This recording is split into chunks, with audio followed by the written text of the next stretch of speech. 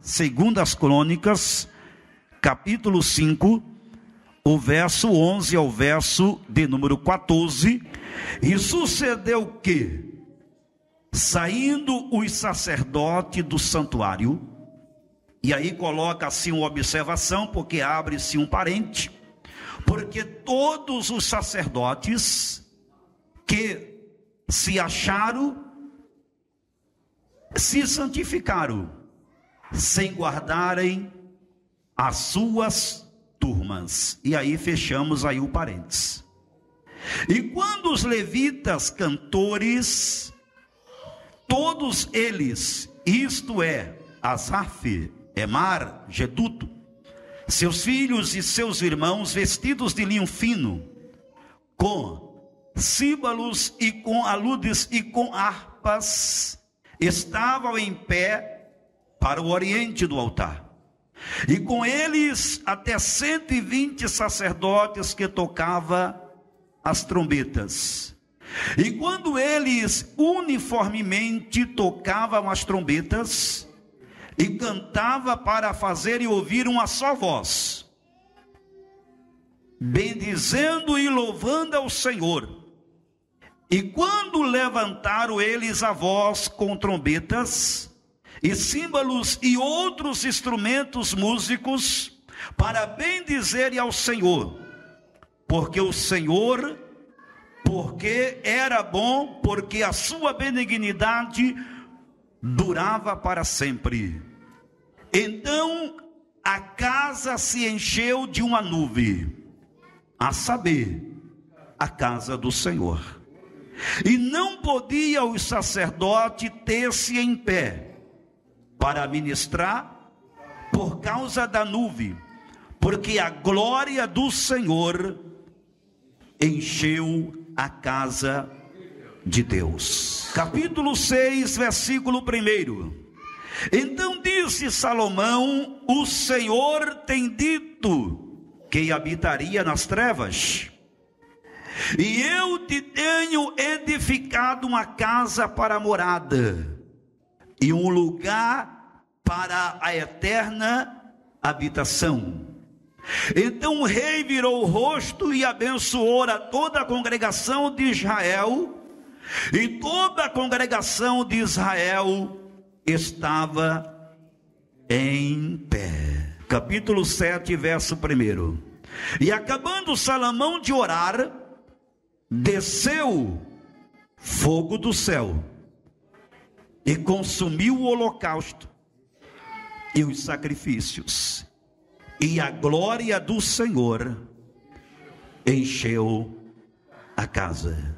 Quando nós olhamos para os eventos bíblicos, quando eu falo eventos, eu estou falando de acontecimentos históricos, acontecimentos proféticos, acontecimentos apostólicos.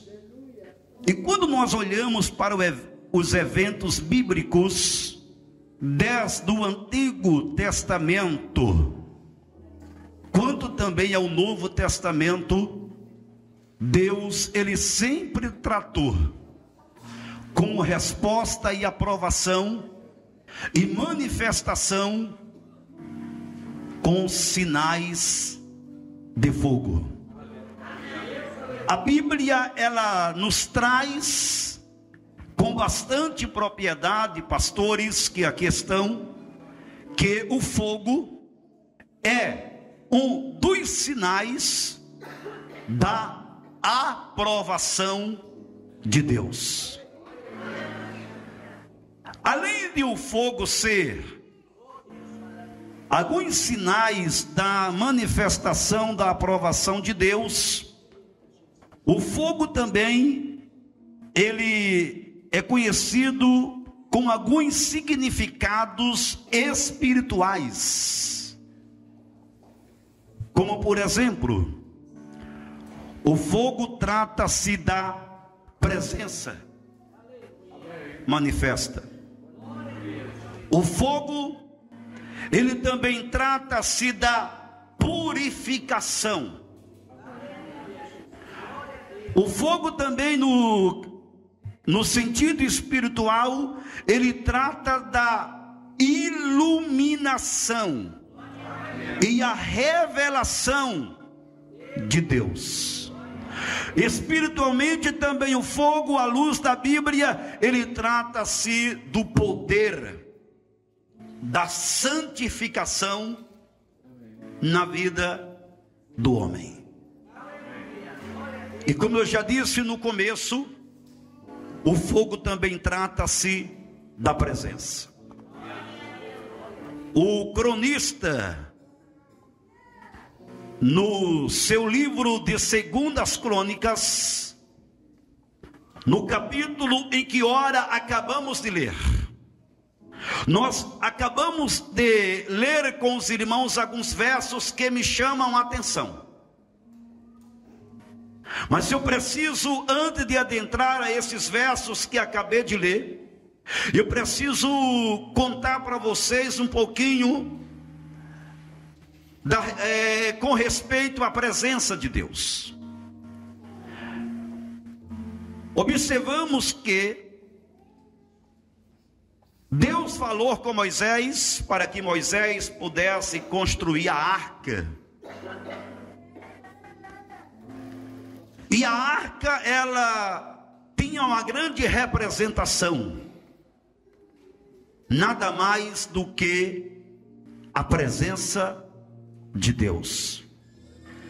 A arca se fez presente na época de Josué, na época de Moisés. A arca esteve presente na época de Davi e também na época de Salomão.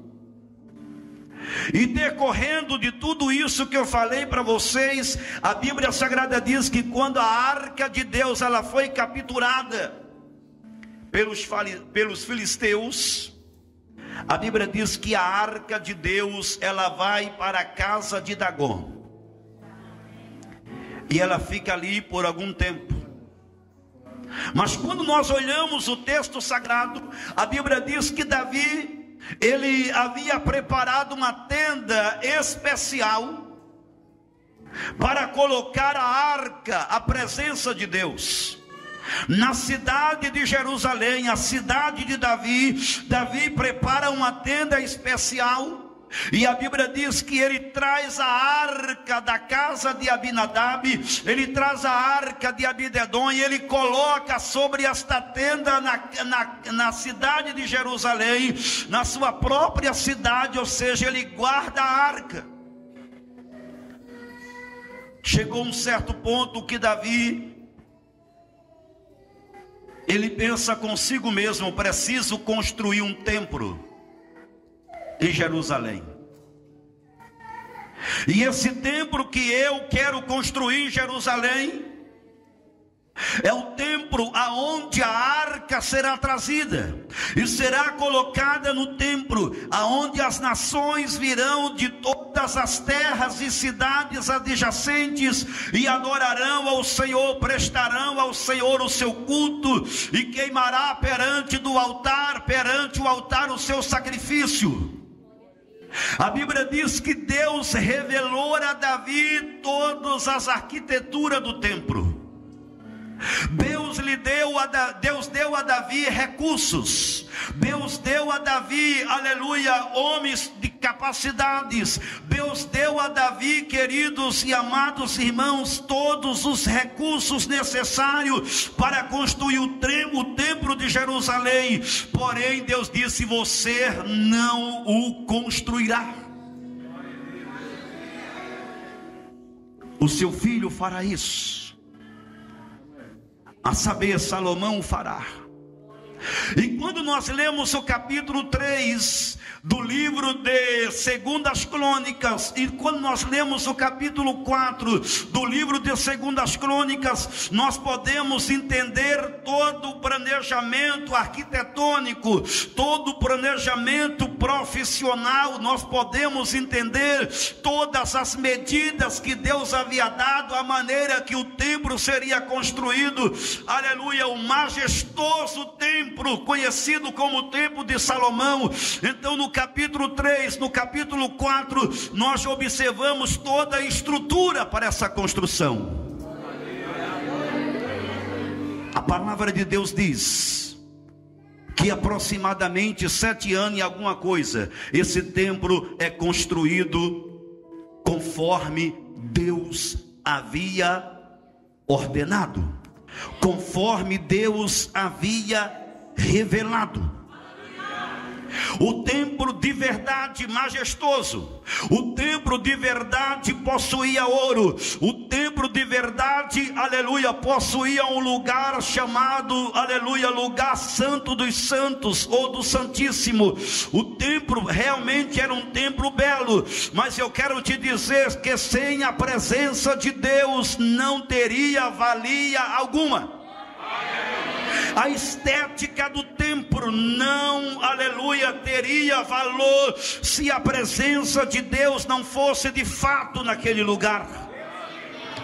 Eu quero chamar a sua atenção. Se existe uma coisa que valoriza a nossa vida, não é tão somente a nossa capacidade intelectual, não é tão somente a vestimenta que usamos, o carro que possuímos, a casa que temos, os ciclos de amizades que nos rodeia. Se existe uma coisa que, aleluia, nos abençoa de verdade, não é, aleluia, os elogios que recebemos ou as críticas construtiva. O que nos leva a ser uma pessoa de verdade feliz não é outra coisa a não ser a presença de Deus, aleluia, sobre a nossa vida. Aleluia. O templo é majestoso, o templo é belo, o templo, aleluia, é visto pela rainha de Sabá, e ela traz até os seus elogios, porque quando ela vem ver e vai ter com o rei, a Bíblia diz que ela traz os seus elogios, dizendo: o que eu vi com os meus olhos e o que eu ouvi com os meus ouvidos é muito mais do que o que me disseram.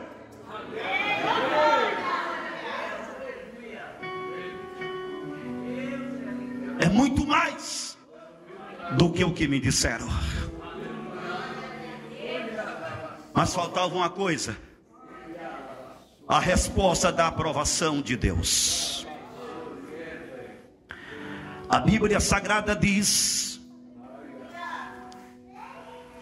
que agora Salomão ele pega a arca de Deus, que está em uma tenda específica, especial na cidade de Jerusalém, e ele traz a presença de Deus para o templo.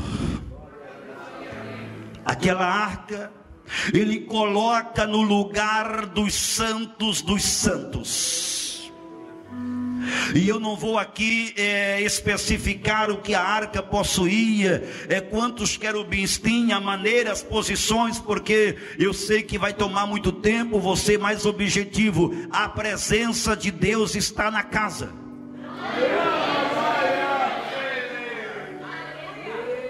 Agora, o capítulo 5, meus queridos e amados irmãos, o verso de número 11 nos diz que quando a presença de Deus está na casa, ou quando a presença de Deus, que é a arca, chega sobre o templo de Jerusalém, a Bíblia diz que os sacerdotes vieram para cumprir o seu ofício.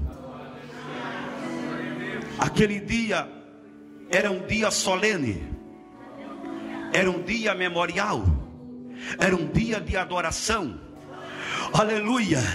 As pessoas iriam trazer todos os sacrifícios, E a Bíblia diz que os sacerdotes foram todos convocados. A Bíblia não revela especificamente o número de sacerdotes que estavam ali para cumprir o seu ofício, ou seja, para apresentar ao Senhor diante do templo o holocausto que Jerusalém trazia, o sacrifício que Jerusalém trazia. Acredita-se que centenas, até mesmo milhares de sacerdotes vieram ali, porque diz a Bíblia que somente Salomão ofereceu 22 mil bois.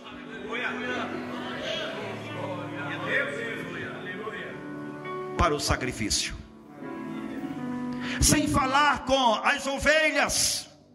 Então necessitava de centenas e milhares de sacerdotes para apresentar ao Senhor o seu sacrifício.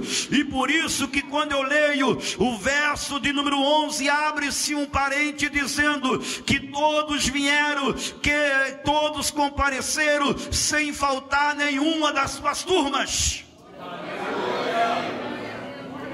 Nós sabemos que eles trabalhavam por escalas. Levítico, a Bíblia vai dizer que o fogo arde sobre o altar e não se apagará.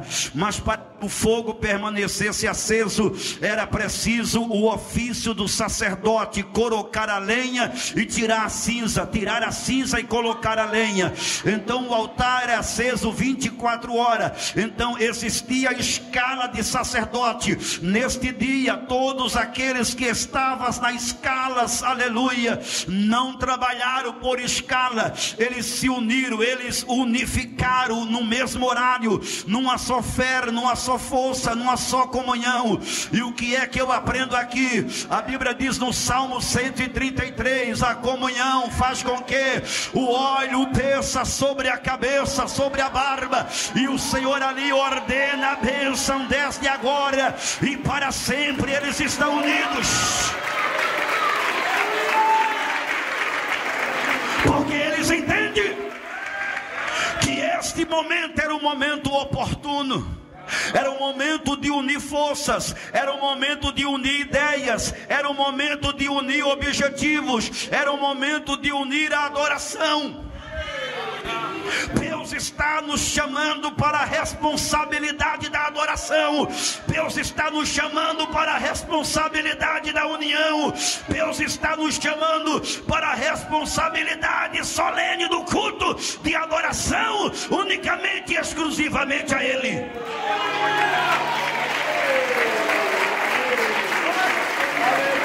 Glória a Deus.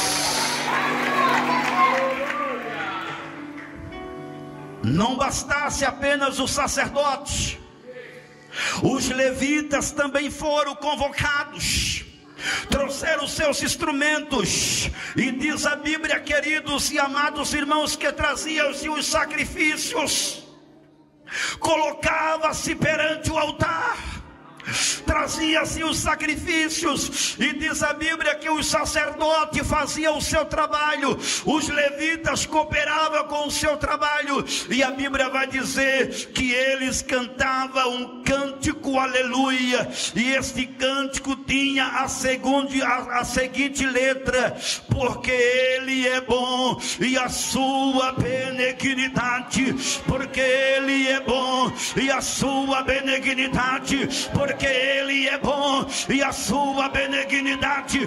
Quantos podem cantar este cântico? Porque Ele é bom e a sua benignidade estende-se de geração a geração. Alabaia suriandaraia suriandaraia araia suririandaraba suririandalabaia, porque Ele é bom e a sua benignidade. Esse povo está lembrando dos feitos do Senhor desde o Egito. Este povo, pastor Creito, está lembrando dos feitos do Senhor desde a saída da escravidão. E eles estão dizendo: Ele é bom e a sua benignidade dura para sempre. Sabe o que acontece? O verso vai dizer que o templo é impactado por uma fumaça. E quando a Bíblia fala de fumaça, a Bíblia fala de Shekinah, a Bíblia fala de presença, a Bíblia fala de glória. Aleluia. O templo é impactado por uma fumaça. O versículo, meus queridos irmãos, de número 14, a parte B nos diz assim: porque a glória do Senhor encheu a casa, o fogo do Senhor desceu, porque, aleluia, a glória do Senhor encheu a casa de Deus.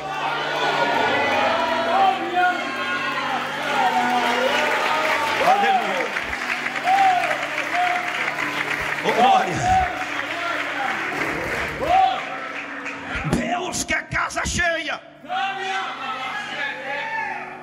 Deus quer casa transbordando. E quando eu falo em casa, eu falo literalmente do templo, mas eu vou mais além, eu subo o nível. Eu também falo de casa espiritual, que é o teu altar. Deus não quer lata vazia, Deus não quer barulho com eco, Deus quer casa transbordando, que reine a paz, que reine a alegria, que reine o gozo, que reine a felicidade, que reine a unção e o óleo. Desça sobre a casa.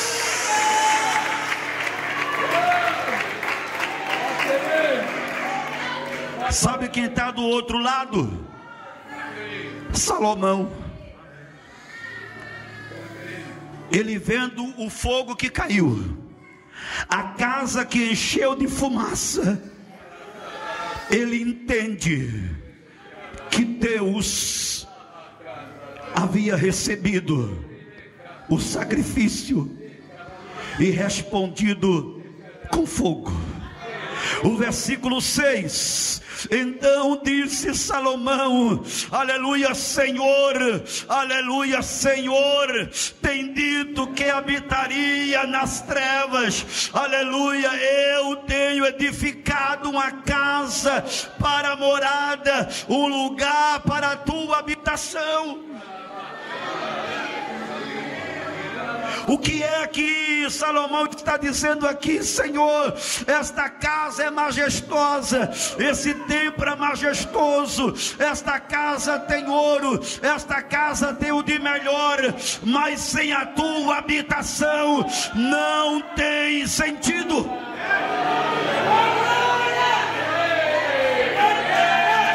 Pode dar para alguém? O versículo 3 nos diz: então o rei virou o rosto e abençoou toda a congregação. E toda a congregação de Israel estava em pé. O capítulo 7, meus queridos e amados irmãos, o versículo 1 nos diz que, acabando Salomão de orar, desceu mais uma vez fogo do céu, consumiu o holocausto, consumiu os sacrifícios, e a glória do Senhor, o fogo, a Shekinah, encheu toda a casa. É este fogo que quer nos atrair aqui nesta manhã. Quando nós olhamos para o livro do Êxodo, no seu capítulo de número 3, nós encontramos uma passagem extraordinária. A Bíblia nos mostra de um homem chamado Moisés. E você sabe que Moisés, ele é atraído pelo fogo. Pastor, quem era Moisés? Moisés, aleluia, ele nasce no Egito, em um tempo tempo em que Faraó manda matar todas as crianças, todos os hebreus, e a Bíblia diz que a sua mãe Joquebede esconde Moisés por pelo menos 3 meses, mas não contendo ela, aleluia, não podendo mais esconder o seu filho, lançou Moisés no rio Nilo. E você conhece a história. A Bíblia diz que a filha do rei cuida de Moisés. Moisés tinha tudo para reinar no reino. Moisés tinha tudo para ter status, coroa de reino ou de rei desta vida. Porém, ele preferiu ser atraído pelo fogo. Tem gente que mata pelo dinheiro. Tem gente que destrói irmão por posição, por status. Tem gente que quer crescer de tudo quanto é jeito. Ele diz assim: eu vou tirar todo mundo da minha frente, mas eu vou chegar até lá. Só que tem uma coisa, querido: você pode até começar, você não vai até o fim, porque só vai até o fim se for atraído pelo fogo. Só vai até o fim se for atraído pelo fogo. E atraído pelo fogo é estar no centro da vontade de Deus.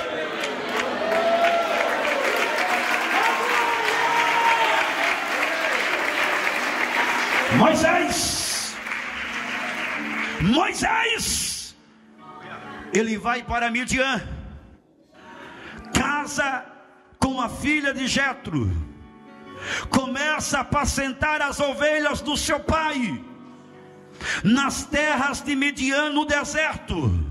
E de repente ele apacentando as ovelhas, ele olha e vê um fenômeno de Deus. A sarça arde, mas não consome. Aleluia. Ele é atraído pela presença do fogo. Ele é atraído pelo chamado. Ele é atraído pela presença. Quantos estão aqui porque experimenta a presença? Levante a mão e dê um glória para Ele, para Jesus. Se você perder a presença, você perde a beleza. Se você perder a presença, você perde a essência. Se você perder a presença, você perde a maior riqueza. Se você perder a presença, você é alguém, aleluia, sem ter condição de sobrevivência contra os ataques maléficos. Mas se você tem a presença, você é atraído pelo fogo.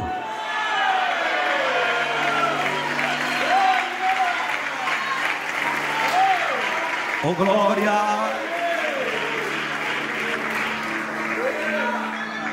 Ele vê a sarça pegando fogo, só que não consome.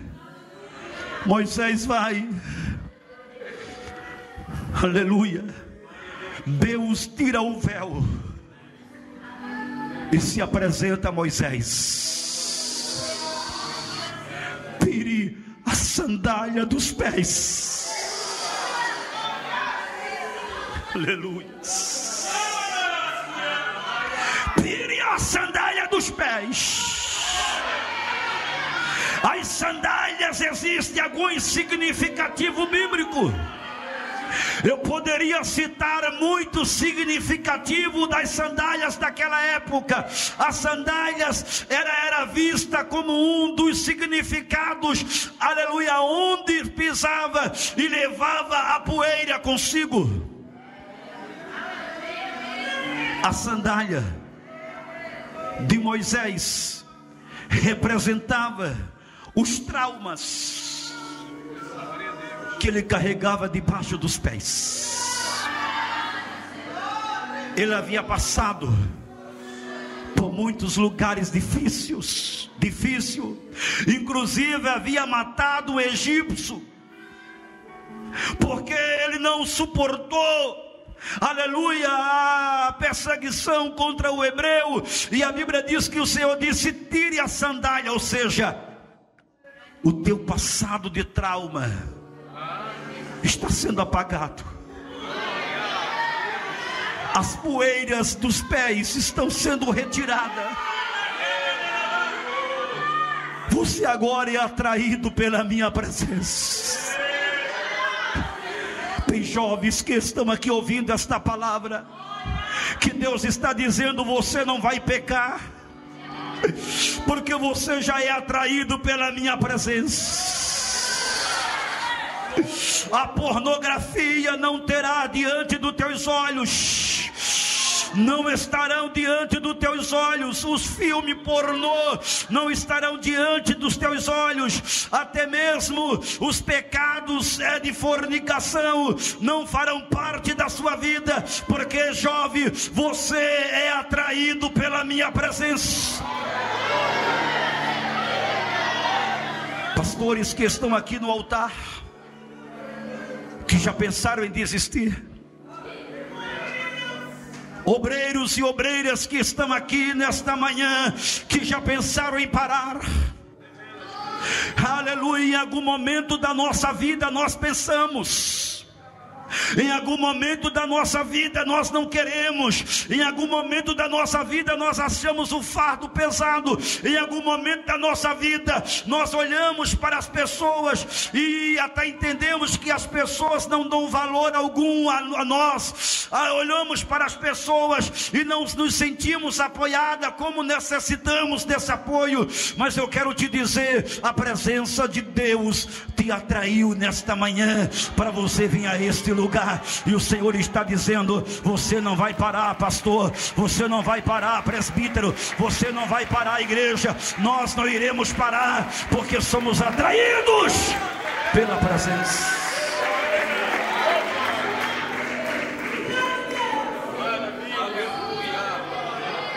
Moisés é atraído pela presença. Moisés, eu tiro o véu e eu agora falo diretamente contigo, Moisés. Aleluia. E é no Monte Sinai que Deus dará a Moisés a lei de Deus. Glória a Deus. O profeta Joel, no seu capítulo de número 2, nos seus versos queridos e amados irmãos, de 28 a 30, o profeta Joel, ele profetizou, ele disse: o Senhor derramará do seu espírito sobre toda a carne. Os jovens receberão espírito, terão visões. Aleluia, os velhos também receberão o Espírito, toda a carne receberá do Espírito do Senhor. E quando ele chega no verso 30, ele diz assim: o Senhor mostrará prodígio no céu e na terra, sangue e fogo e fumaça será derramado sobre o povo. A igreja primitiva, ela só conseguiu avançar porque ela também foi atraída pelo fogo. E estando todos reunidos no mesmo lugar, de repente veio um vento veemente e assoprou naquele lugar. Todos que ali estavam foram cheios do Espírito Santo e falaram línguas como que de fogo, conforme o Espírito Santo lhe concedia que falasse. E isso foi notório a toda a Jerusalém. E em todas as cidades circunvizinhas, todos os homens que estavam ali, aleluia, puderam ver isso, e dizia entre eles: não são esses da nação tal, da nação A, da nação B? Porventura não estão falando as línguas das suas nações? Ou porventura não estão embriagados? Aleluia. E a Bíblia diz que o apóstolo disse assim: eles não estão embriagados, mas estão cheios do Espírito Santo. Aleluia.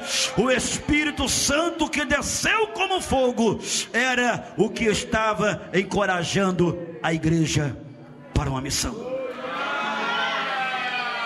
O primeiro sinal da aprovação de Deus é o fogo.